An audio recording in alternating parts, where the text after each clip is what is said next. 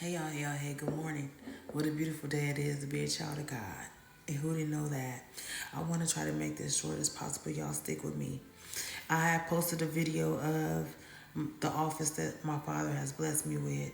After 18 years of working at home, I finally have my own space, a space where I can actually war and talk to my father, a space where I can just, you know, have some me time with God and to work and a place to store my ministry things, right? That's been a desire of my heart, y'all. But I've been working at home, like I said, for 18 years. Um, I came home originally because I was going through a divorce and I knew that I was going to be a single mother of four kids at that time. And I was like, what am I going to do? I'm not going to be able to have a babysitter. I don't know what to do. So I seen that I was building a company because I was a pharmacy technician at the time. And for CVS, but back then it was called Long's Drugs, y'all.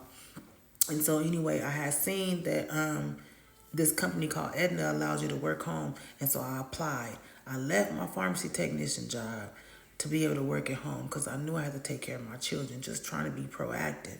And so anyhow, but I came home, but the time that I came home, I was getting a divorce after being with somebody almost 17 years. My high school sweetheart, I have four kids by him. Um, and we were together from 14 to 32. We had a few breakups, of course, in between because we were young, right? And so we went through so much. But anyhow, I came home, y'all. And during my 18 years of being home, man, this career, it has been ups and downs. And so when you come home I did it because I knew that my children needed me, but I didn't know that I was going to be going through so much. I had never been through a divorce. Man, I never thought I would leave this man. And so I became self-destructive. And so I almost lost my job several times. I was on performance action several times. But one time, y'all, I became homeless. Okay. Now, in order for me to leave the hometown that I was in, Fresno, I wanted to move to Sacramento. Me and him had to go back to court for the custody battle or whatever. And one of the stipulations, if for me to move, was that he would have them on the vacation time, which was the summer, spring, and Christmas break. So I knew that my children had to go with him in the summer. And so I was getting evicted from this home. It wasn't my fault. I had Section 8 and they didn't pay their portion. I was just paying my portion, but something happened. I don't know. But anyway, it was time for me to go. And I stayed there until the sheriff came and locked me out. I had removed everything that I could for me and my children to be able to have at our new place, which I didn't even have yet. And y'all, at the time, my checks was like $700 every 2 weeks because my checks was getting garnished, right?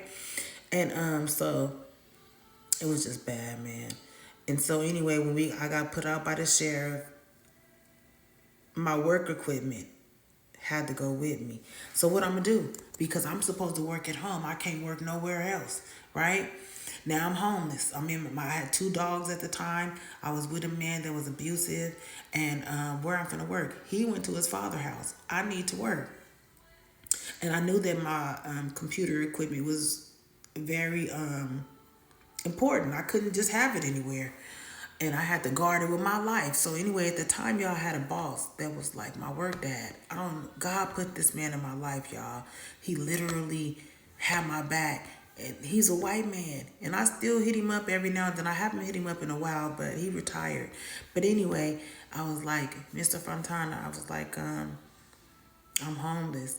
And he was like, he was like, don't, I'm not going to say nothing because I can lose my job for that. He said, I'm not going to say anything. He said, just wherever you go, take your computer. I said, okay. Y'all end up, like I said, sleeping in my car. I had asked this lady that I knew, right, in Sacramento, can I stay with her? And I mean, work at her house, not live with her, just work there. Because I knew she had internet. I was looking for anybody that had internet. I got to have internet to work. And so she was like, yeah, you can work. Now, mind you, she had a son that was living there. She had her husband there, was a minister for a church.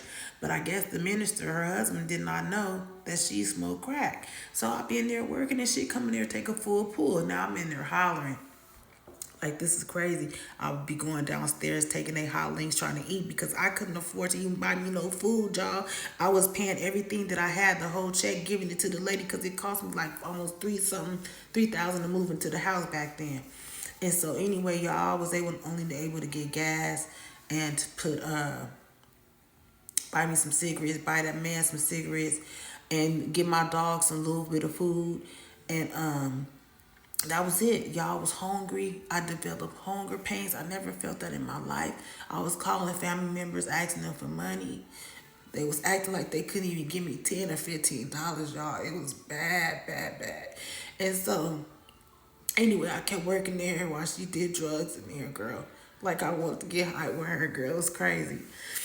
But anyway, God finally blessed me with my home. I went to stay with my president for maybe a little bit under 30 days.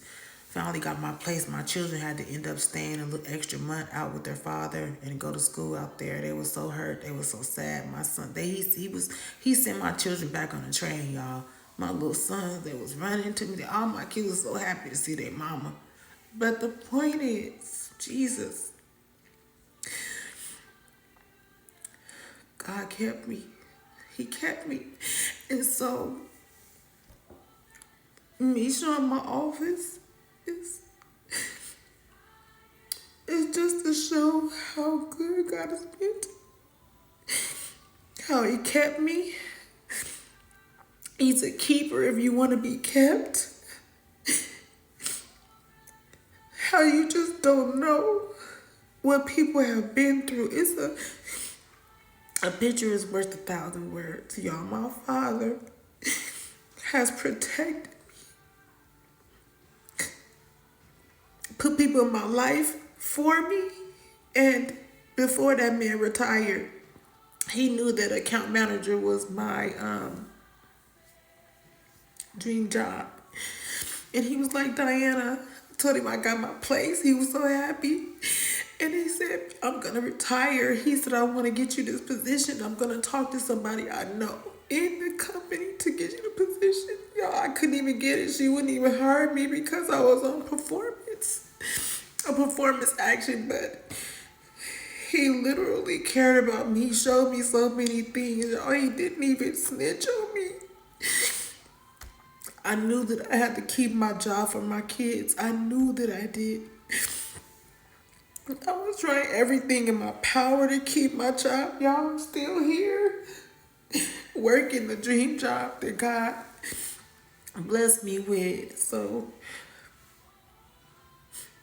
I went through so much. I have so many testimonies. And that's the reason why, y'all, I'm so humble. Because I know that what the world gives you, what God gives you, he'll take it away. He can. The things that we have is from God. Everything that we have is from God. I don't sit around and boast about nothing that I have. I give God all the glory. And it's nothing, it's not much. It might not be a lot to other people, but it's a lot to me because you don't even know my story. God is a renewer. He's a restorer. He's a deliverer. He sets people free. He breaks chains. And if he did it for me, he'd do it for y'all. In the process of me going through this, y'all, I was doing all kind of stuff. All kind of stuff. But God. But God. That's why it's a beautiful day to be a child of God. And who didn't know that? Gave me the desire of my heart. He blessed me, and I'm just so grateful. I want to show you guys what I've done to it.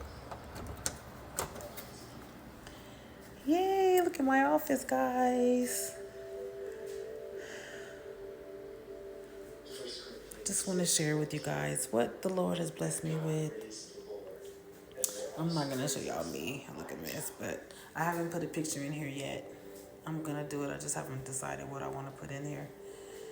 But yeah, I love my little rug. And this is the area where you come and sit when you come and talk to me. I love that little table.